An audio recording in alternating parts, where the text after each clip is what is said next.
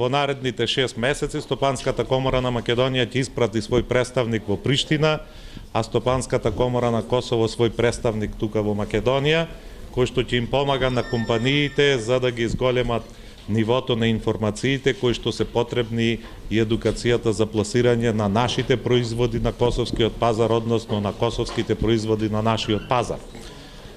Во тој контекст морам да кажам дека поведовме иницијатива заради близината да заеднички одржуваме саемски манифестации кои ќе поттикнат и нашата размена и размената со трети земји. Се наоѓаме во фаза на добивање на неколку сериозни проекти од ИПА фондовите заеднички со Стопанската комора на Косово, така да преземаме низа мерки од наш аспект кои што можат тоа да го подобрат.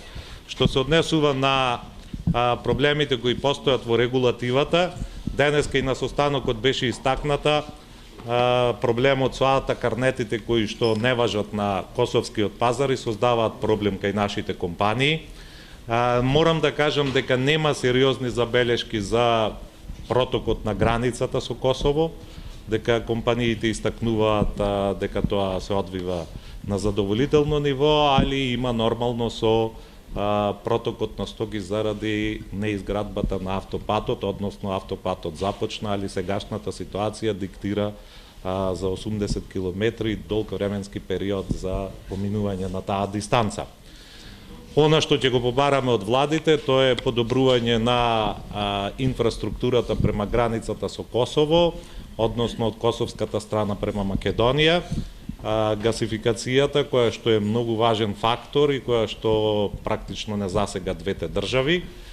Сите ги знаеме проблемите кои што можат да настанат со ситуацијата во Украина и со изградбата на Јужниот тек. Проблемите кои што се околу изградбата на интерконективниот далновод, тие се сите нотирани, ние ќе вршиме притисок во наредниот период сите тие процедури да се забрзат. Во однос на минатата година, значи 2013-2012, околу 38% е паднат. Ние мислиме дека има според нашите анализи во неколку други сектори намалување, што се однесува значи до металната индустрија, во делот на прехраната, така да ќе настојуваме тие аномалии кои што се јавија со поттикнување и со подобрување на соработката да тој јас кој што е настанат од околу 250 милиони долари да се надополни.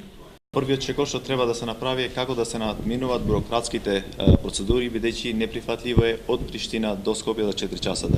Време е да учиме од Европа и да имаме интегрирано менаџирање на границите. Трето е инвестициите во инфраструктурата, бидејќи без инвестиции во